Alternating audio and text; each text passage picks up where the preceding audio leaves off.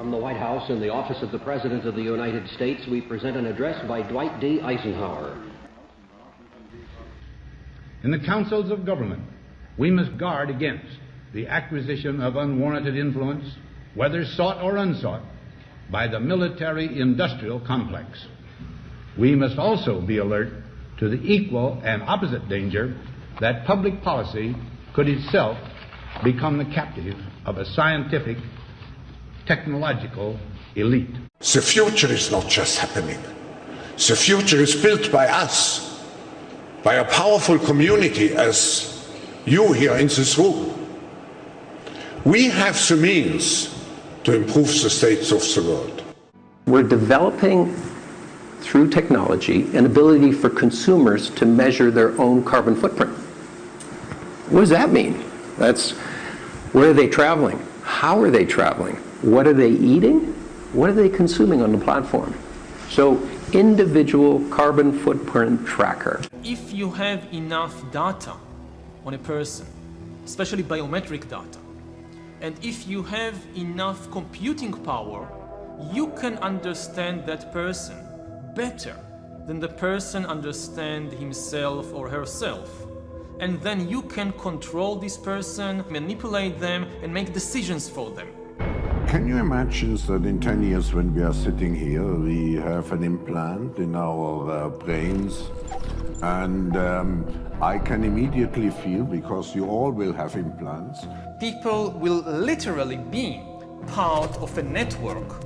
All the bodies, all the brains would be connected together to a network, and you won't be able to survive if you're disconnected from the net. With AI taking over many of the unskilled and possibly some of the skilled activities, then there will be people for whom seems to be society. It won't have much use for these people. We need to accept that there will be some pain in the process. I think we're going to have to think about a recalibration of a whole range of human rights that are playing out online. Individual carbon footprint tracker. Many of these things will be built directly into our bodies.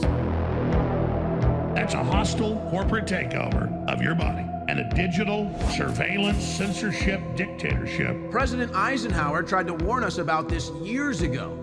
The hostile takeover of a scientific, technological elite.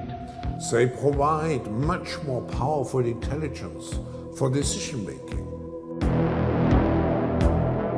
Can a microscopic tag be implanted in a person's body to track his every movement? You will rule on that. The next phase is the surveillance going under our skin. Now that we've cracked the code of life, it will not take much longer before we can start to play God. The new powers that we are gaining now, especially the powers of biotechnology and artificial intelligence, are really going to transform us into gods. It's a total, complete AI takeover of every facet of human life, like Harari and others have been saying. Given all the technological developments, it might be feasible, even easy, to support people, even if they don't work, to give them a universal basic income, to give them enough food, enough medicine, and so forth. The big question is meaning. What will they do all day? And one of the answers is that they will just play computer games all day, virtual reality games. They will spend more and more time playing virtual reality games that will give them much more excitement and emotional engagement than anything in the real world outside. But what I see is a huge disruption. That is, before we get to the world that Yuval envisaged in his description of the future, there's going to be a complete destabilization of the human condition and of human societies. This is not going to happen quietly.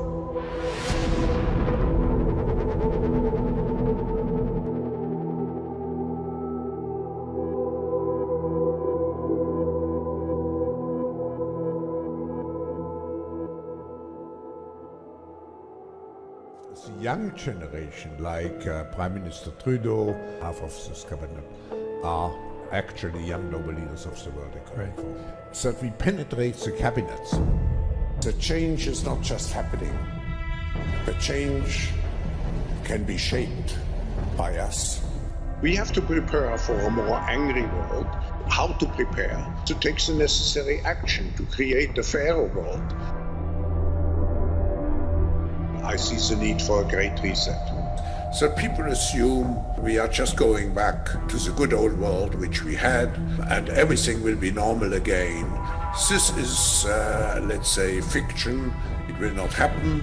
Pay insufficient attention to the frightening scenario of a comprehensive cyber attack, which would bring to a complete halt to the power supply, transportation, hospital services, our society as a whole. The crisis would be seen in this respect as a small disturbance in comparison to a major cyber attack.